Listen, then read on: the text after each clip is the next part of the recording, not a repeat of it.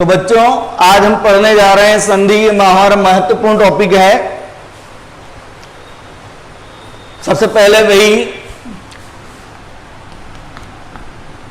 परिभाषा। तो परिभाषा के अंतर्गत हम देखेंगे कि दो वर्णों की ध्वनियों के मेल से उत्पन्न विकार को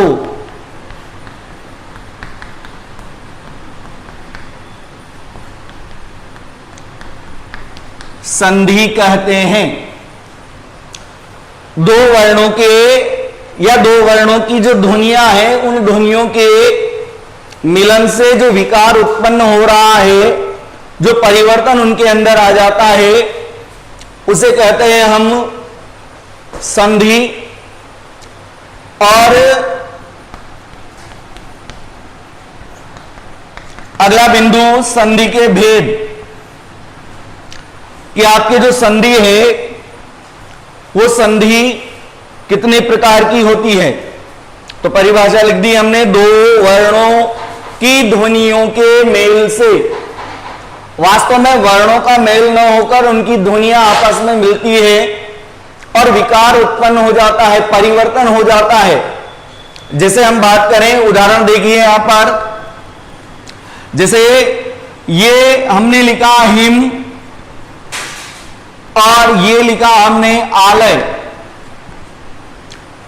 तो आपको पता है कि यहां ये जो मां है, इस मां के जैसे ही हलंत लगाएंगे तो इसकी जो ध्वनि है वो अ की ध्वनि है। तो यहां और इधर दूसरे वर्ण का, या यूं कहें दूसरे शब्द का प्रथम वर्ण है आपके आ, ये दोनों मिल गए हैं, अ और आ ये दोनों मिलकर हो गए हैं आ। इस कारण ये जो हम संधि करेंगे इनकी, ये हो जाएगी आपके हिमालय।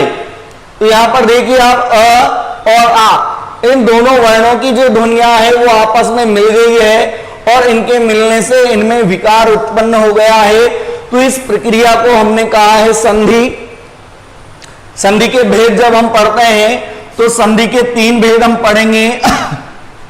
नंबर एक पढ़ेंगे स्वर संधि, दूसरे नंबर पर पढ़ेंगे हम व्यंजन संधि, और तीसरी है हमारी विसर्ग संधि। ये तीन संधियां हम पढ़ेंगे, स्वर संधि, व्यंजन संधि और विसर्ग संधि। तो स्वर संधि जो है, स्वर संधि की परिभाषा क्या होगी कि दो स्वरों के मेल से, दो स्वर जब आपस में मिल जाते हैं तो उन दो स्वरों के मेल से जो विकार उत्पन्न होगा उसे कहेंगे हम स्वर संधि। और ये विकार जो है वो 6 रूपों में आ सकता है, 6 रूपों में आ सकता है। तात्पर्य ये है कि आपकी जो स्वर संधि है वो आपकी स्वर संधि जो है वो 5 प्रकार की होती है, क्योंकि दीर्घ, गुण, वृद्धि, यण, अयादि, और 6ठे नंबर पर आता है स्वर संधि के कुछ विशेष रूप भी होते हैं। तो उनको हम बाद में पढ़ेंगे। पहले देखिए आप स्वर संधि, स्वर संधि के जो भेद हम पढ़ रहे हैं, इसमें नंबर 1 पर पढ़ेंगे हम दीर्घ स्वर, दीर्घ स्वर संधि। दूसरे नंबर पर हम पढ़ेंगे गुण स्वर संधि। तीसरे नंबर पर पढ़ेंगे हम वृद्धि स्वर संधि। नंबर 4 पर पढ़ेंगे हम यण संधि, और नंबर 5 पर पढ़ेंगे अयादि स्वर संधि। और फिर विशेष रूप जो होते हैं स्वर संधि के वो 6ठे नंबर पर आएंगे। तो स्वर संधि, जैसे कि आपको बताया वर्णों के अंतर्गत बताया था कि हिंदी के अंतर्गत जो स्वर हैं वो स्वर 10 माने गए हैं और उन्हीं को मिलने से वो 10 स्वर आपस में मिलकर एक नए स्वर का निर्माण करते हैं, उसे कहते हैं हम स्वर संधि। स्वर की हम बात करें तो ये आ, छोटी ई, बड़ी ई, ऊ, बड़ा ऊ, ए, ओ और ये औ, ये है हमारे स्वर दीर्घ स्वर संधि। जब हम पढ़ेंगे तो यहां पर आपके जो दीर्घ स्वर हैं वो दीर्घ स्वर काम आएंगे, जैसे आ, बड़ी और बड़ाऊ। तो दीर्घ स्वर है आपके ये आ, बड़ी और ये बड़ाऊ। इसके बाद आपका ये ए और ये ओ, जिसमें एक मात्राएं लगती है, ये ए और ओ ये आपके कहलाते हैं गुण स्वर। वृद्धि स्वर, जहां एक मात्रा की वृद्धि हो जाती है, जहां पर आपके 2 मात्राएं लगती है, उसे कहते हैं हम वृद्धि स्वर। इसके अंतर्गत ए और आपके औ आएगा। यण और अयादि ये अन्य स्वरों से मिलकर होगा। तो यहां पर देखिए आप, सबसे पहले हम स्वर संधि के अंतर्गत पढ़ेंगे दीर्घ स्वर संधि। और दीर्घ स्वर संधि में आपके जो स्वर काम आएंगे वो आएंगे आ, बड़ी और बड़ाऊ। देखिए ये के बाद अ, यानी दूसरे शब्द का प्रथम वर्ण और पहले शब्द का अंतिम वर्ण अगर आ जाता है तो ये दोनों मिलकर बन जाते हैं आपके आ। ये आगे और पीछे आ भी आ सकता है, तब भी आपके आ ही बनेगा। आगे आ और पीछे आ सकता है, तब भी आपके आ ही बनेगा। और आगे आपके आ और पीछे भी आ, तब भी आपके ये आ ही बनेगा। यानी ये है आपके दीर्घ स्वर। कैसे बनेगा उसे देखिए आप। जैसे उदाहरण लिया हमने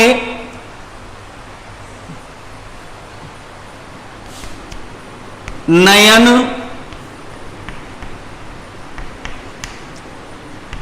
अभिराम। अभिराम का मतलब होता है सुंदर। नयन और अभिराम।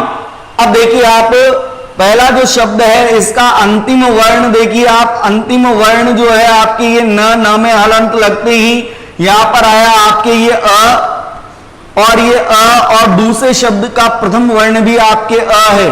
तो ये जो शब्द है ये बन जाएगा आपका नयनाभिराम। यानी अ और अ मिलकर ये अ, प्रथम शब्द का अंतिम स्वर अ और दूसरे शब्द का प्रथम स्वर अ, ये दोनों मिलकर आपके यहां पर हो गई आपकी ये संधि और शब्द बन गया है आपके नयनाभिराम। अ प्लस अ के बाद अ आने से आपके आ बन गया है। इसके अतिरिक्त भी और शब्द हैं जिनको उदाहरण के रूप में हम बाद में देखेंगे। अगला देखिए आप, अ के बाद आ, जैसे उदाहरण है हिमालय, हिम, ये अ आ रहा है आपका, ये संधि विच्छेद हो गया इसका। हिम धन आलय, ये बन जाएगा आपका हिमालय। उसी प्रकार आ और आ के बाद अ, जैसे निशांत शब्द की बात करें हम तो यहां पर आ गया आपकी ये निशा और ये हो गया अंत, शब्द बन गया आपका ये निशांत। विद्यालय विद्या, ये आ गया, ये हो गया आलय, और शब्द बन गया आपका ये विद्यालय। तो ये है हमारी दीर्घ स्वर। आ जो है वो किस प्रकार बन सकता है, वो चारों ही स्थितियां आपके सामने हैं कि आगे का शब्द का अंतिम वर्ण अ, दूसरे शब्द का प्रथम अ हो सकता है तो भी आ बनेगा, आ हो तब भी आ बनेगा, आ हो पीछे अ हो तब भी आ बनेगा, और दोनों तरफ आ हो तब भी आपके आ ही बनेगा।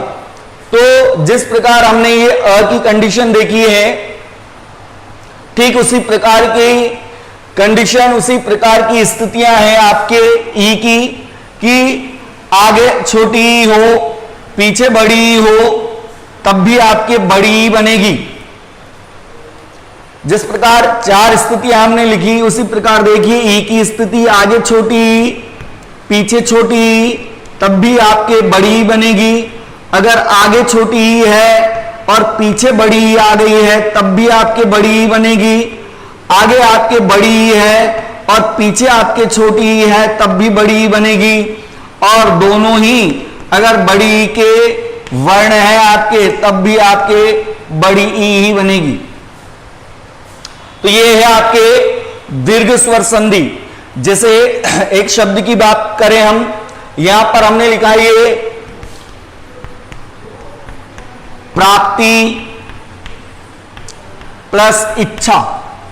वाक्य या शब्द में कौन सी मात्रा लगनी है ये आपको ध्यान रखना है। इच्छा ऐसे ही लिखते हैं, ये इच्छा ऐसे नहीं लिखते हैं। प्राप्ति धन इच्छा, तो यहां पर देखिए ये ई की मात्रा है, छोटी ई है, ये भी छोटी ई है। तो आपका जो शब्द है ये ई मिलकर ये ई यहां चली गई है, बड़ी हो गई है, और ये प्राप्ति इच्छा ये आपका शब्द बन जाएगा छोटी ई और छोटी ई वाला। एक और शब्द की बात करें तो जैसे रविंद्र शब्द हमने लिया रविंद्र, तो संधि विच्छेद जब हम करेंगे तो रवि, रवि में आएगी आपके छोटी ई की मात्रा, इंद्र में भी छोटी ई की मात्रा, रवि इंद्र, ये ई और ये ई, ये दोनों ई मिलकर आपके बन गई है बड़ी ई, और शब्द बन गया है आपका रविंद्र। इसी प्रकार कविंद्र शब्द भी हो सकता है, मुनिंद्र शब्द भी हो सकता है। अगले शब्द की बात करें, जैसे हम बात करें प्रतीक्षा, ये शब्द है हमारा प्रतीक्षा, और इसका जब हम संधि विच्छेद करते हैं तो पहला शब्द निकलता है प्रति। और ध्यान रखना है प्रति में जो उपसर्ग के रूप में आया है इसमें छोटी ई की ही मात्रा लगती है। प्रति प्लस इधर देखिए आप ये ईक्षा, तो ये ई और ये छोटी ई और ये बड़ी, ये दोनों मिलकर यहां पर आपके बन गई है ये बड़ी ई, और शब्द बन गया है आपके प्रतीक्षा। इसी प्रकार परीक्षण शब्द भी हो सकता है, वीक्षण शब्द भी हो सकता है। तो ये ई की चार स्थितियां आपने देखी। ठीक इसी प्रकार ऊ की भी चार स्थितियां होती है। छोटा ऊ हो तो बड़ा ऊ बनेगा, आगे छोटा ऊ पीछे बड़ा ऊ हो तब भी बड़ा ऊ बनेगा, आगे बड़ा ऊ पीछे छोटा ऊ तब भी बड़ा ऊ बनेगा, और आगे बड़ा ऊ और पीछे भी बड़ा ऊ हो तब भी बड़ा ऊ बनेगा। तो देखिए आप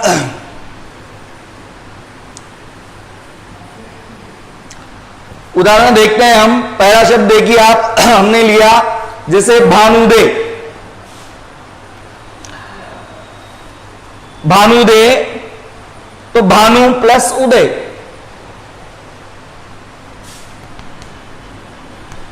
ये भानु छोटा ऊ प्लस ये हो गया उदय, और शब्द बन गया आपका ये छोटा ऊ, ये छोटा ऊ, ये ऊ और ये ऊ मिलकर ये बड़े ऊ बन गए हैं, और शब्द बन गया है आपका ये भानुदय। ठीक उसी प्रकार जैसे हम लें मधुत्सव, तो मधुत्सव का जब हम संधि विच्छेद करेंगे तो वो होगा मधु छोटा ऊ प्लस उत्सव, और शब्द बन गया आपके मदुत्सव। छोटा ऊ मिलकर हो गया आपके बड़ा ऊ। इसी प्रकार दूसरा शब्द लें जैसे वधूत्सव, तो शब्द शुद्धि के अंतर्गत आपको बताया था कि वधु में बड़ा ऊ आता है, तो ये बड़ा ऊ आ गया, उत्सव में ये आ गया आपके छोटा ऊ, ये बड़ा ऊ और ये छोटा ऊ, ये दोनों मिलकर बन गए आपके वधुत्सव। तो इस प्रकार ये हुई हमारी दीर्घ स्वर संधि कंप्लीट है। और इसके अंतर्गत आपको ये ध्यान रखना है, आ बड़ी और बड़ा ऊ काम आएगा। आ की 4 स्थितियां आपको बता दी कि अ के बाद अ या अ के बाद आ कुछ भी आए वहां पर आ बनाना है आपको। एक समान ही स्वर है ये। यहां आ तभी बनेगा जब आगे या पीछे अ या आ की हालात होंगे। ई तभी बनेगा जब आगे पीछे ई होगी। ऊ तभी बनेगा जब आगे पीछे ऊ होंगे। तो ये हुए आपके दीर्घ स्वर। अब दीर्घ स्वर के बाद कुछ एक शब्द देखिए आप, जैसे शब्द लिखा श्रीस,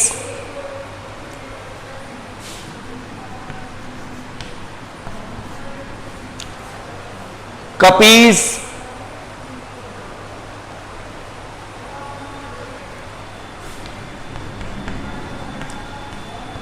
प्रार्थी, परीक्षा,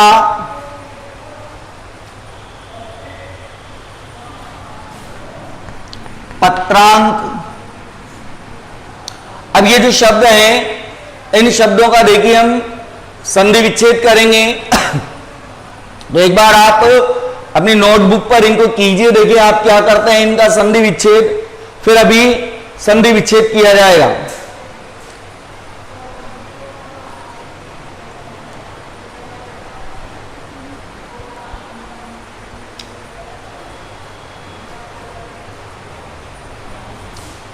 तो देखिए ये जो शब्द है इसका संधि विच्छेद हो जाएगा। श्री, धन, ईश, कपीस, कपीस, कपी, छोटी की मात्रा प्लस ये हो गया आपके ईश, ई मिलकर बड़ी, यहां पर बड़ी बड़ी मिलकर बड़ी हो रही है। ये हो गया आपकी दीर्घ स्वर संधि। प्रार्थी की बात करें तो प्र प्लस ये हो जाएगा आपके अर्थी, इच्छा रखने वाला। परीक्षा, परी, छोटी की मात्रा प्लस ईक्षा, परीक्षा हो गया। पत्रांक, पत्र प्लस अंक, पत्रांक। ये ये दोनों मिलकर यहां पर ये आ हो गए हैं। इन दोनों शब्दों का ध्यान रखना है। समास के अंतर्गत बताया था आपको, श्री का मतलब होता है लक्ष्मी, ईश का मतलब स्वामी। लक्ष्मी का है जो स्वामी, अर्थात हो गया आपके विष्णु। तो यहां पर श्रीस में संधि की बात करें तो कौन सी संधि है? दीर्घ स्वर संधि। और समास की बात करें तो बहुब्रीहि समास, क्योंकि तीसरा पद प्रधानता रख रहा है। ठीक उसी प्रकार कपीश की बात करें तो कपियों का है जो ईश, अर्थात हनुमान, तीसरा पद प्रधान है। तो यहां पर भी आपके समास बहुब्रीहि समास हो रहा है और संधि हो रही है आपके दीर्घ स्वर संधि। तो संधि के भेदों के अंतर्गत स्वर संधि आपने पढ़ ली, दीर्घ स्वर आपने पढ़ लिया। अब इसके बाद हम पढ़ेंगे गुण स्वर संधि। इस गुण स्वर संधि के अंतर्गत आपको ध्यान रखना है, आपको बता दिए गुण स्वर कौन से हैं, ए और ओ। अब इसमें अ या आ के बाद छोटी या बड़ी आती है तो ए हो जाता है, और अ या आ के बाद छोटा ऊ या बड़ा ऊ आता है तो ओ हो जाता है। इसको समझिए आप।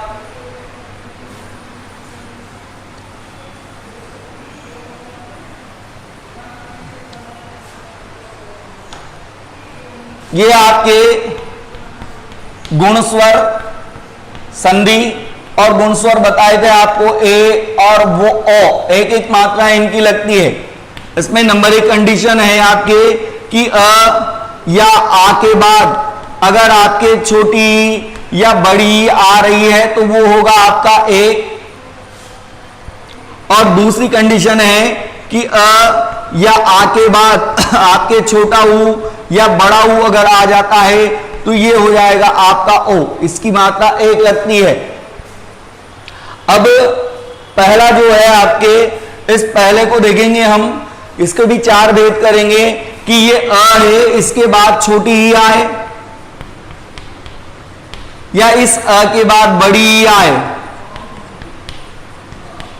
ये आ है, प्रथम शब्द का अंतिम वर्ण या अंतिम ध्वनि आ की हो और दूसरे शब्द की प्रथम ध्वनि अगर छोटी ही हो, या पहले शब्द की अंतिम ध्वनि आ हो और दूसरे शब्द की प्रारंभ ध्वनि ई हो, इन सारी स्थितियों में ए ही बनेगा।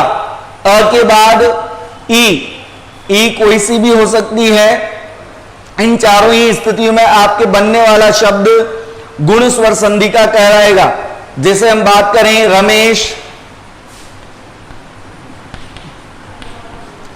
महेश, इनका जब हम संधि विच्छेद करते हैं तो रमेश का जो संधि विच्छेद होगा वो है आपके रमा प्लस ईश। तो आप देखिए पहला शब्द जो है उस पहले शब्द की अंतिम ध्वनि मां में आ लगा हुआ है, ये आ है, और इधर है आपके बड़ी ई, और ये दोनों मिलकर आ और ई, ये दोनों मिलकर ये ए बन गए हैं। इसे कहेंगे हम गुण स्वर संधि। उसी प्रकार महेश का जब आप संधि विच्छेद करेंगे तो ये हो जाएगा आपका महा धन ईश, और शब्द बन गया आपके ये महेश।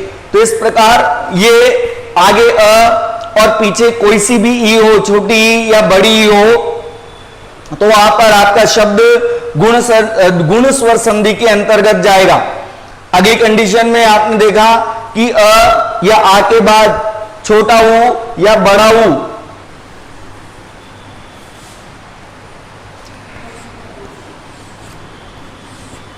अ या आ के बाद छोटा ऊ या बड़ा ऊ कोई भी आए, ये बनेंगे आपके ओ। तो अ के बाद छोटा ऊ भी आए या अ के बाद बड़ा ऊ आए, उसी प्रकार आ के बाद छोटा ऊ आए या आ के बाद आपके बड़ा ऊ आए, ये बनेगा आपका ओ ही बनेगा। ये भी आपके गुण स्वर संधि के अंतर्गत आएगा। इसके उदाहरण देखिए आप गुण स्वर संधि के।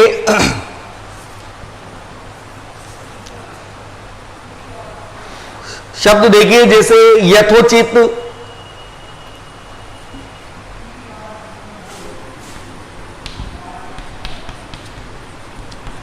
संधि विच्छेद करेंगे, यथा आ गया प्लस ये हो गया आपके उचित, ये उ आ गया, आ उ मिलकर ये आपके ओ हो गए हैं। ये हो गया आपका यथोचित गुण स्वर संधि।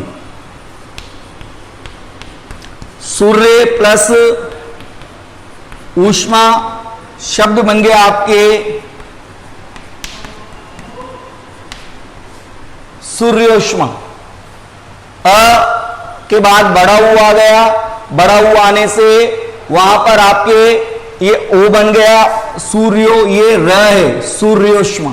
तो इस प्रकार आपको ध्यान रखना है कि अ या आ के बाद